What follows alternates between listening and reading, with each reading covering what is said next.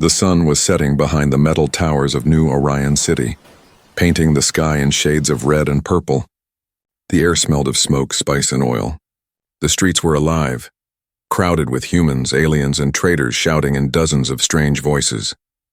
Ethan Ward walked through the narrow path between stalls, his coat pulled tight against the wind. He wasn't there for adventure. He just wanted meat for dinner, simple, cheap, fresh, that's all.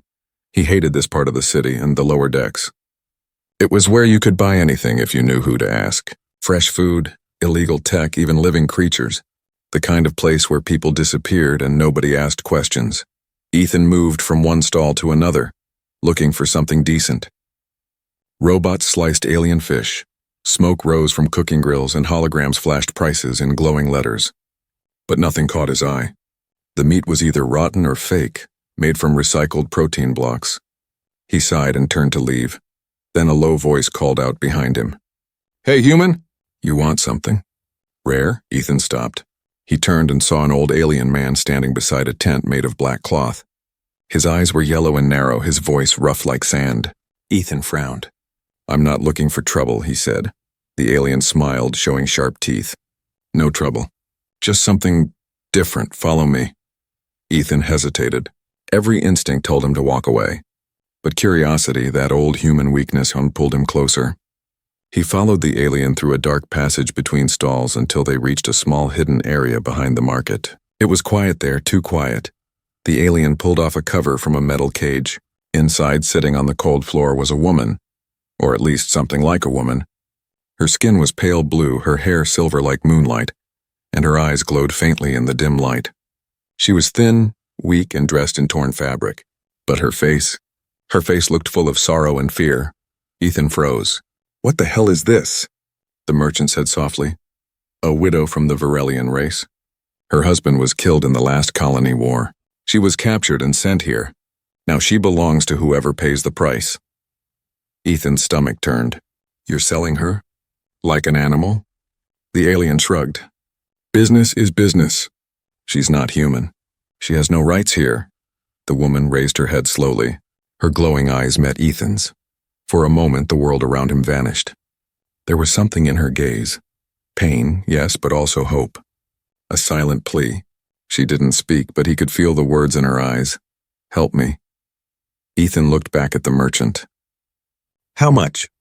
The alien's smile widened. 5,000 credits. "That's insane," Ethan said. "I came here to buy meat, not—" He stopped mid-sentence.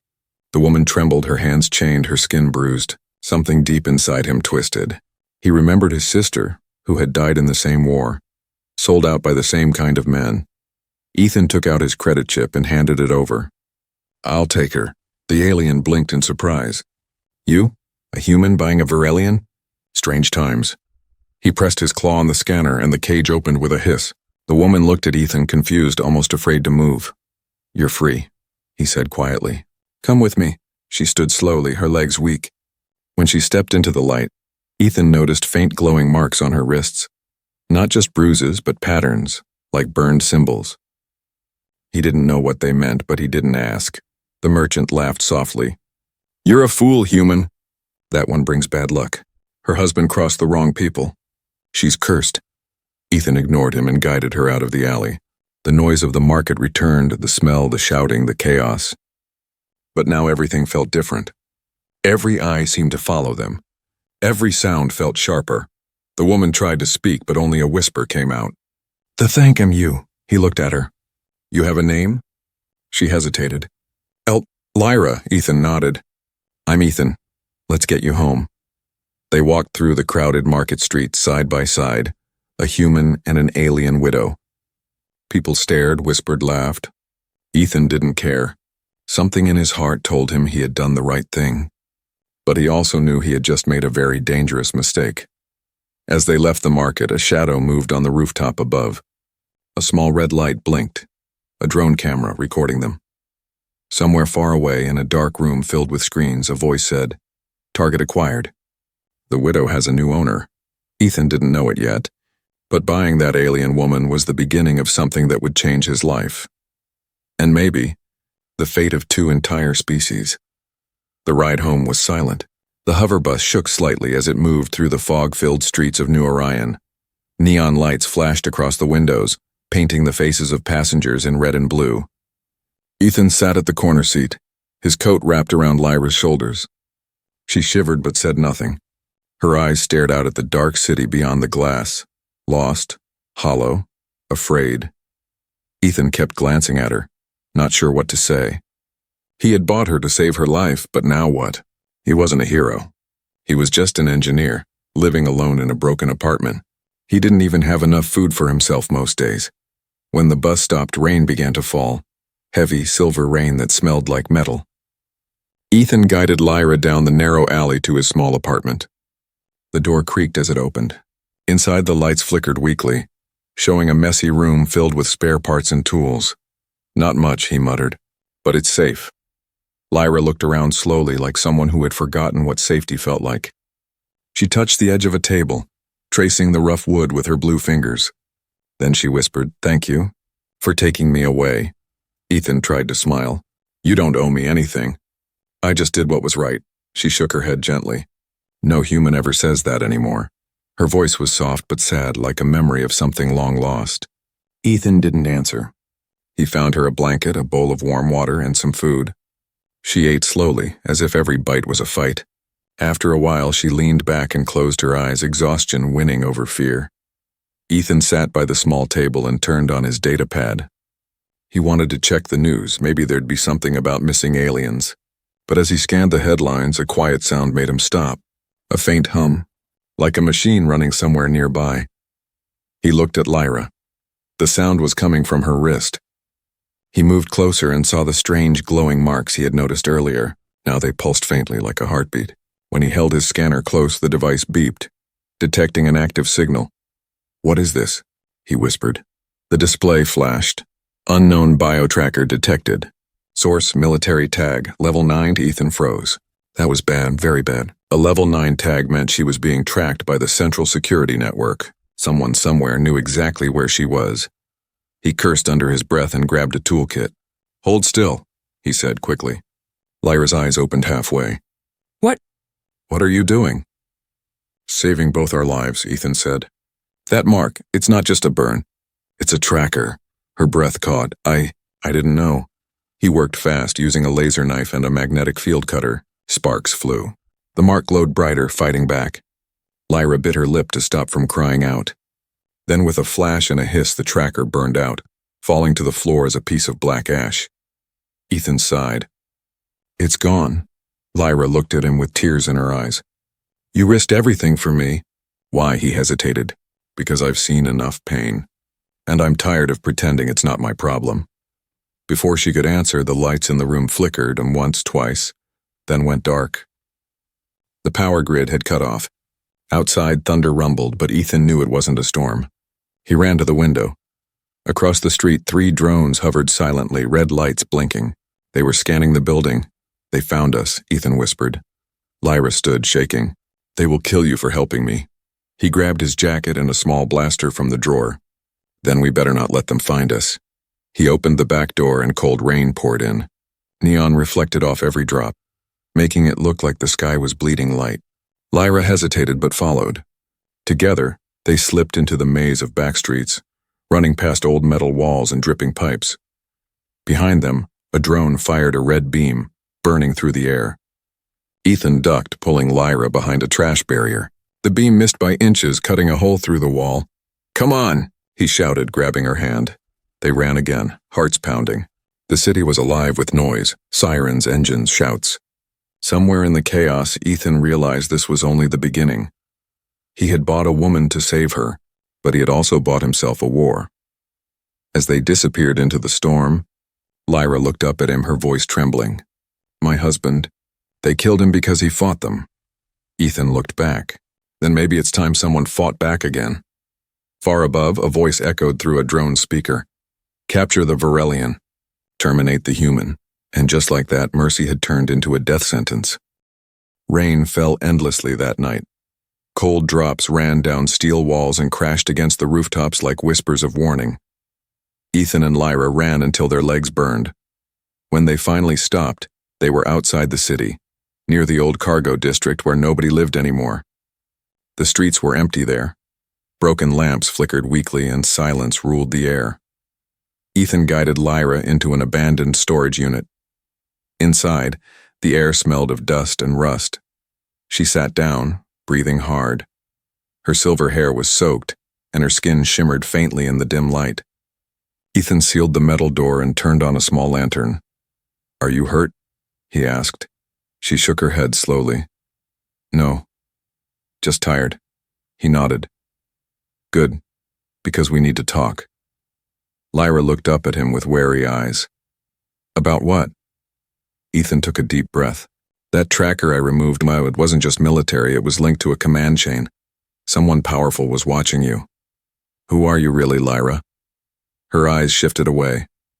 "You wouldn't believe me." "Try me," Ethan said quietly. For a long time she didn't speak. The sound of rain against metal filled the silence. Finally her voice came out soft but steady. "My name is Lyra Varelian. I was born on the planet Viral Prime. My people were farmers and builders. We believed in peace, in balance, but then your kind came." Ethan felt a sting of guilt, though he had done nothing himself. "Humans?" "Yes," she said bitterly. "Human corporations. They wanted our crystals, the energy source under our soil. They said they would trade fairly, but they took everything. And when we resisted, they called it war." She clenched her fists. "They bombed our cities, burned our forests. My husband Varen led a small group of rebels to fight back. He believed some humans could still see the truth. But the company sent assassins. They killed him, in front of me." Her voice broke for a moment. Ethan didn't move. He could see the pain in her eyes. Deep, raw, endless. "They took me as a trophy," she continued softly. "Sold me from one system to another. When they grew tired, they put a tracker inside me and sent me here, to die in silence." Ethan sat back, his jaw tight. He didn't know what to say. Everything she described matched the rumors he had heard. Whispers of human greed destroying worlds. But hearing it from her lips made it real. "I'm sorry," he said finally. Lyra looked at him with tears glimmering like stars. "Sorry does not bring back the dead." Ethan nodded. "No, but maybe it can stop more from dying." Before she could answer, the lantern blinked, once, twice, and a warning tone beeped from Ethan's wristband. His face turned pale. "They found the signal again. They're tracking us through my network tag." Lyra's eyes widened. "Then we must move now." "Wait," Ethan said quickly. "If we keep running, they'll catch us eventually. I need to know who's behind this. You said your husband was a rebel leader. Did he leave anything behind? Data, plans, allies?" Lyra hesitated. Her hand went to the faint scar near her collarbone. "He hid something. Inside me." Ethan frowned. "Inside you?" She nodded slowly. "A memory crystal. His last message, his last plan." Ethan blinked. "You mean that's why they wanted you alive?" "Yes," she said quietly. Varen's final act was to plant proof. Proof of what the humans did on Viral Prime. If that message ever goes public, the corporations fall. Ethan ran his fingers through his hair. "Then we can't just run anymore. We need to get that data out." Lyra looked unsure. "It will be dangerous. They will kill you for helping me." He smiled weakly. "They already tried." For a moment, silence filled the room again. The rain softened outside. Lyra looked at Ethan differently now. Not as her rescuer, but as someone who might truly understand her pain. But before the moment could settle, a metallic noise echoed outside. Footsteps. Slow, heavy, deliberate. Ethan turned off the lantern instantly. The room fell into darkness. Lyra grabbed his arm, trembling. The footsteps grew louder. Someone was right outside the metal door. Ethan raised his blaster and aimed. A red laser light slid across the floor. Then, clang! Something hit the door from outside. Lyra gasped. They found us. Ethan's voice was steady but cold. Then they're not leaving alive. The door burst open, and 3 armored soldiers stepped in, guns ready. Ethan fired first, taking one down. The second aimed, but Lyra raised her hand and a pulse of blue light exploded from her palm, sending the soldier flying into the wall. Ethan stared in shock. "You can do that?" she breathed heavily. "Varelians are not helpless." The last soldier fled, shouting into his radio. Ethan grabbed her hand. "We need to move before reinforcements come." As they ran through the dark alleys again, Lyra's words echoed in his mind. About her husband, the hidden crystal, the proof of human crimes. He didn't know how, but he was sure of one thing now. He hadn't just saved a stranger. He had stumbled into the heart of a secret big enough to shake the galaxy, and somewhere deep down, he could feel it. The real war was only beginning. The night sky burned with flashing lights. Drones circled above the city like glowing insects, searching for prey. Loudspeakers screamed orders. "Sector 7 under lockdown, alien fugitive detected, human accomplice, armed and dangerous." Ethan and Lyra ran through the abandoned shipping yard. Broken containers stood like sleeping giants in the rain. The ground was wet, reflecting red and blue lights from the sky. Ethan's lungs ached, but he didn't stop. He couldn't. Lyra followed close behind, her bare feet splashing in puddles. Her silver hair clung to her face, her eyes glowing softly even in the dark. Every few seconds she turned back, sensing the approaching drones. "They're closing in," she said breathlessly. "I know," Ethan replied. "This way." He led her toward an old warehouse at the edge of the district. The heavy doors creaked as they slipped inside. It was dark and full of rusted machines, half-eaten by time. Dust floated in the air like fog. Ethan shut the door behind them and looked around. "We can hide here for a while." Lyra sank down beside an old crate, breathing hard. Her glowing eyes dimmed slightly, showing her exhaustion. "How long can we keep running?" Ethan leaned against a wall. "As long as we have to." She shook her head slowly. "They won't stop, Ethan. They never stop. The humans who hunt me. They are not police. They are corporate soldiers. They work for the same company that destroyed my world." Ethan frowned. "Corporations have private armies now?" She nodded. "Yes, the Orion Trade Consortium. They rule through fear and silence. They control food, medicine, and technology on dozens of worlds, and they will kill anyone who knows the truth." Her voice trembled as she continued. "They used to call it the Human Progress Project, but it was nothing more than greed. My people refused to give them our energy crystals, and they called it rebellion. My husband, he tried to fight them." Ethan crouched down beside her.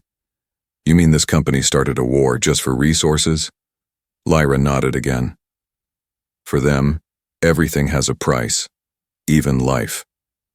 Ethan looked down, guilt burning in his chest. "I worked for them once. Not for Orion directly, but for their branch on Mars. I fixed machines that built weapons. I never thought about who those weapons were for." She looked at him, her eyes soft. "Now you know." He smiled weakly. "Yeah, now I do." Outside, a faint buzzing grew louder. Lyra's ears twitched. "Drones." Ethan looked through a broken window and saw red beams scanning the yard. "They're sweeping this area. We need to go deeper inside." They moved quietly through the shadows, passing rows of old machinery and fallen beams. The air grew colder, the silence heavier. Finally, they reached a small storage room in the back. Ethan sealed the metal door and turned on his small wrist light. Lyra sat down and whispered, "There is something I can try." He raised an eyebrow. "What do you mean?" She lifted her hand. A soft blue glow appeared from her palm. "Varelians can create energy fields. I can make a signal mask. It will hide us for a short time." The light grew brighter, surrounding them both. It felt warm and alive, almost like breathing light. For the first time in hours, Ethan felt safe. "You can do all that?" he said softly. She smiled faintly. Not all. My strength fades when I use it, but it will buy us time. Ethan looked at her glowing hands. Your people. You didn't deserve what happened to you. Her voice trembled. No one ever deserves to lose everything.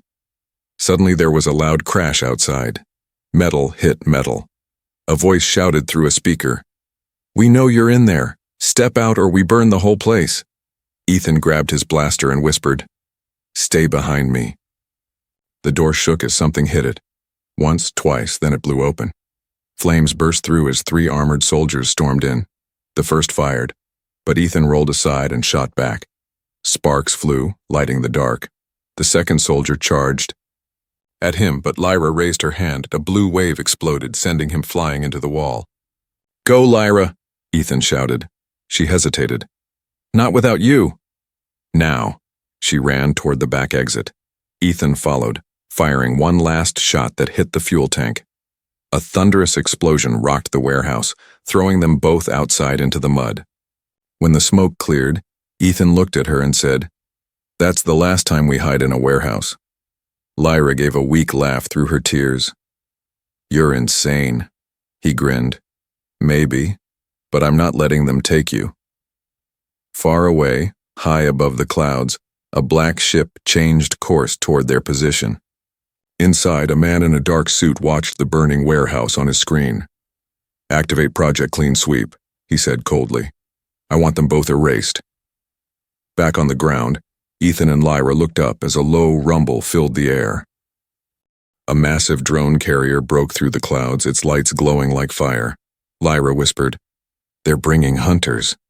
Ethan tightened his grip on his blaster. Then we stopped running. The rain fell harder, washing away the blood and smoke. Somewhere deep inside, Ethan felt something new. Not fear, not guilt, but purpose. The hunt had begun. But this time, the hunters weren't the only ones ready to fight. The next morning came without sunlight. Smoke from the warehouse fire still floated over the horizon like a wounded cloud. The city's tall towers looked like black knives stabbing into the gray sky. Ethan and Lyra walked along a cracked service road far from the main streets. Both were covered in dirt, tired and hungry. Every few steps, Ethan checked his scanner to make sure no drones followed. For hours, they said nothing. Only the wind spoke. Finally, Lyra broke the silence. You should leave me, Ethan. They will not stop. You will die because of me. Ethan didn't slow down. I already made my choice. She looked at him quietly. Why, you barely know me. He smiled faintly. Because sometimes doing the right thing doesn't need a reason. They reached the outer edge of the city, the ruins where green met gray. Once this area had been farms. Now it was just broken glass and wild vines. Ethan found an old shack and pushed open the door. Inside lay dust, some metal tools, and an ancient communication console half buried under rubble. This might still work, he said, brushing off the dirt. Lyra tilted her head. What is it? A deep band receiver. These old models can pick up signals no one else hears. He connected his wrist chip and powered it on. Sparks flew, then a low hum filled the shack. Lines of green light scrolled across the screen. For a moment, there was only static. Then on a faint rhythmic tone, beep, pause, beep, beep, Lyra froze. Her eyes widened. That sound. It's a rebel code. Ethan looked up. Your people? She nodded slowly. The old resistance used that pattern. My husband used it too. They listened again. The signal repeated, coming from far beyond the city. Ethan traced the coordinates on the map. It's coming from the outer forest, about 30 kilometers east. Lyra's voice shook. It could be survivors, or it could be a trap. Ethan packed his gear. Only one way to find out. The journey to the forest took all day. They traveled through deserted roads and silent fields. Strange plants glowed under the mist. Once they saw a patrol ship pass above them, but it didn't stop. By sunset, they reached the edge of the forest. The trees were tall and black, their roots twisting like bones. Lyra touched one of the trunks and whispered something in her language. A small prayer. What did you say? Ethan asked. I asked the spirits to hide us, she said softly. This forest remembers my people. As they walked deeper, the signal on Ethan's device grew stronger. The beeping turned into a pulsing tone. Then they saw it, a faint blue light glowing between the trees. They moved carefully until they reached a clearing. In the middle stood a small metal beacon, half buried in moss. It flickered weakly, projecting a broken hologram. Lyra stepped closer and the hologram stabilized. A tall alien man appeared, strong, proud, with eyes like hers. His voice was faint but clear. "If you are hearing this, then I am gone. They have taken everything, but they cannot take the truth. To my wife, if you live, find someone you can trust. The proof of our suffering is within you. Protect it, share it. Let the galaxy know what the humans have done." Lyra covered her mouth, trembling. "Varen," Ethan watched silently. The message continued. "To whoever helps her, know this. Humanity has lost its soul, but one human act of mercy may light the dark again. Do not let her fall into their hands. The future depends on her survival." Then the hologram faded, leaving only the cold wind. Lyra knelt beside the beacon, tears sliding down her face. "He's truly gone." Ethan rested his hand on her shoulder. "He didn't die for nothing. He left you with something powerful and the truth." She looked up. "But how can we share it?" "The networks are locked. Every system is under Orion control." Ethan thought for a moment. "Maybe not every system. There's an old transmission tower beyond the ridge. It links to the free colonies." Lyra's eyes brightened. "If we reach it, we can send the message," he nodded. "Then that's our next move." A rustling sound came from the trees. Ethan raised his blaster instantly. Out of the shadows stepped a small alien boy, thin and scared, holding a crude spear. His skin was pale blue like Lyra's. "Please," the boy said, "don't shoot. We saw your light." Behind him, 2 more Varelians appeared. "Survivors," Lyra gasped. "You're alive!" The boy nodded. "Many hid underground when the soldiers came. We heard the beacon too." For the first time, Lyra smiled through her tears. "Then there is still hope." Ethan looked at the group and said quietly, "Hope is good. But hope alone won't stop what's coming." He turned toward the distant city lights glowing in the night.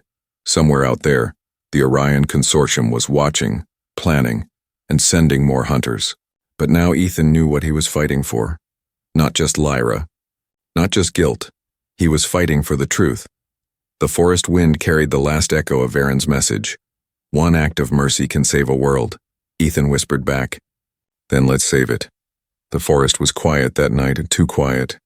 No drones, no soldiers, only the whisper of wind through the leaves. But Ethan couldn't rest.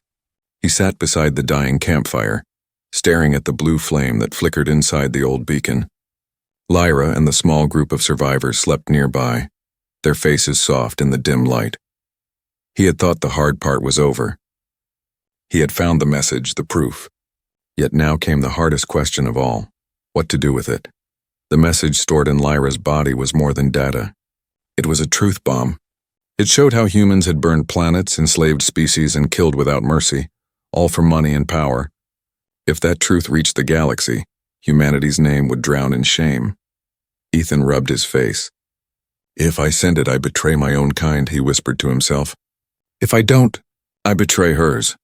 He looked toward Lyra. She was asleep, her head resting against a broken crate. Even in rest, her skin glowed faintly like starlight through water. He remembered the first time he saw her in that cage. Scared, silent, yet still proud. And now she carried the last voice of her people. He sighed deeply. "What do I do, Lyra?" The morning came with fog and cold air. Birds with silver wings flew over the treetops, crying out strange songs. The small camp woke slowly. Lyra sat beside Ethan, handing him a piece of dried fruit one of the survivors had gathered. "You didn't sleep," she said softly. He shook his head. "Too many thoughts.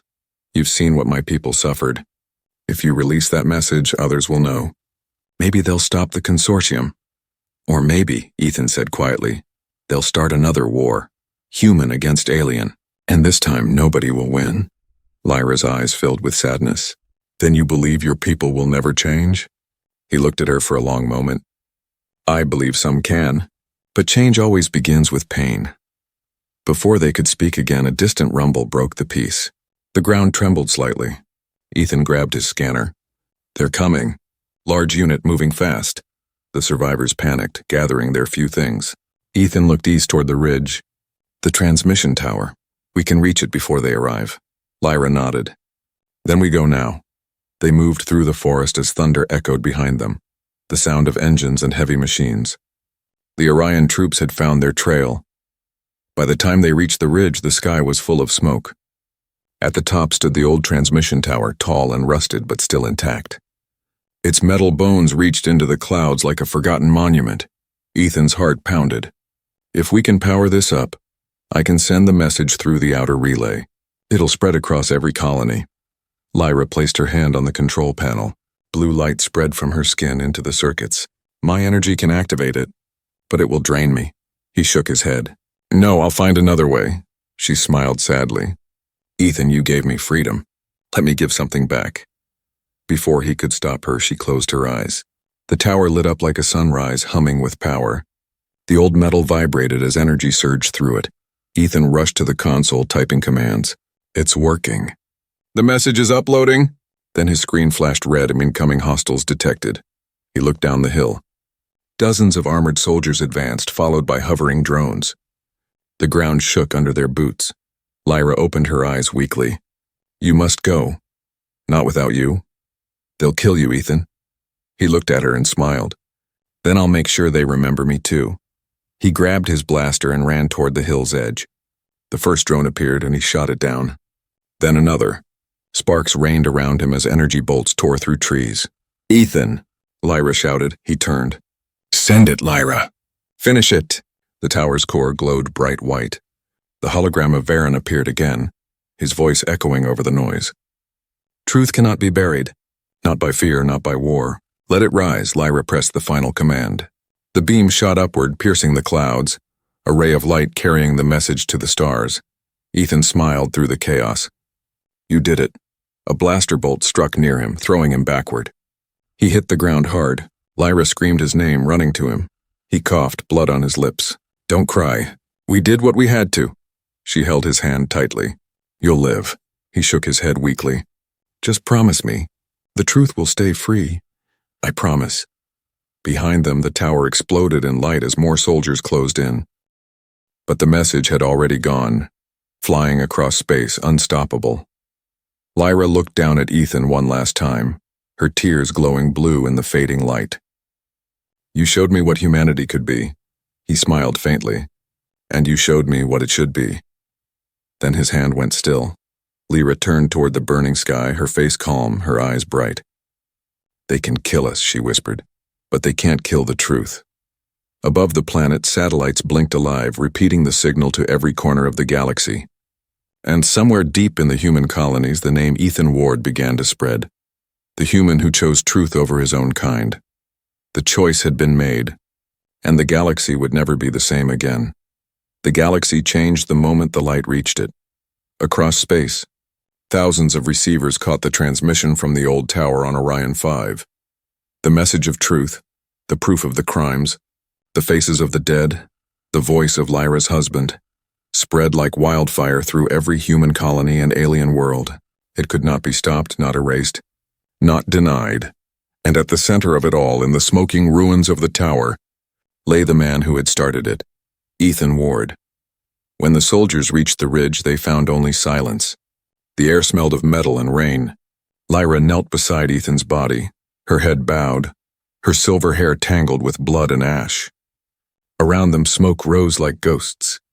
The commander of the Orion forces stepped forward, his armor gleaming. You think you've won? He said coldly. The message won't matter. The galaxy fears us, Lyra looked up. Her eyes burned with blue fire. No, the galaxy fears the truth. And now it has seen you? The commander raised his weapon. Then you'll die with him. Before he could fire, the earth trembled. Above them, hundreds of bright streaks lit the sky, ships dropping from hyperspace. But these were not human military vessels.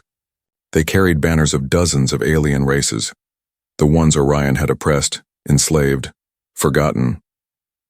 The rebellion had heard the call. The soldiers turned in panic as the skies erupted with thunder. Laser fire rained down, striking the hillside. Lyra shielded her eyes, clutching Ethan's body. Drones exploded in midair. The commander shouted orders, but his voice drowned in chaos. When the smoke cleared, a rebel craft landed beside the ruins. Its ramp lowered, and a familiar voice called out, Lyra, get aboard! It was the young Varelian boy they had met in the forest, older survivors guiding the ship. Lyra hesitated, looking down at Ethan one last time. He can't stay here. They'll desecrate him. 2 rebels helped her lift him onto the ship. The ramp closed and the vessel rose into the burning clouds. From above, Lyra watched the forest below catch fire as the battle spread. Human soldiers retreating, rebels advancing. The world was finally fighting back. Days later, in a hidden rebel base orbiting a moon, the message replayed on every screen. Ethan's face appeared at the end. His last transmission sent seconds before he fell. To whoever hears this, I was one of you, a human, and I believed we were the greatest race alive. But greatness means nothing without mercy. I met a woman who showed me that being human isn't about power or pride.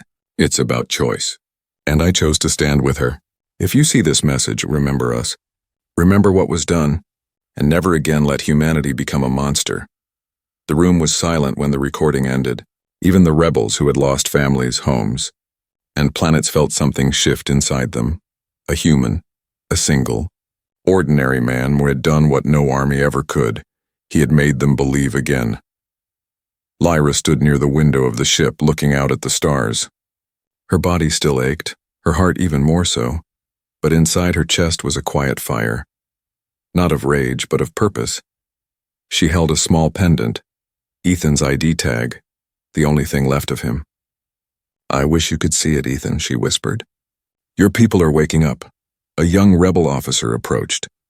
The message reached every sector. Human colonies are rioting. The consortium is collapsing. They can't silence it anymore. Lyra nodded slowly. "Good, but the war is not over. We will rebuild. And we will remember who started this." The officer smiled. "They're already calling him the Mercy Human, a symbol of what we could all be." Lyra's eyes softened. "No, he wouldn't want to be worshipped. He just wanted to do what was right." She turned to the window again. Stars stretched endlessly before her, bright and silent. For the first time, they didn't look cold anymore. Months later, on the ruins of Orion 5, the war finally ended. The great towers of the consortium lay in pieces, their leaders captured or gone. And at the heart of the planet, where the tower once stood, the rebels built a monument, not of stone, but of light. A statue of a human man standing beside a Varelian woman, both looking up toward the stars. Their hands touched not in love, but in unity. At the base of the monument, a single line was engraved. "One act of mercy can change the fate of worlds." Every day, beings from every race came to see it. Humans who wanted forgiveness, aliens who wanted hope. And somewhere in the stories they told, Ethan Ward's name lived on. He had gone to a market to buy meat. Instead, he had bought a second chance for humanity.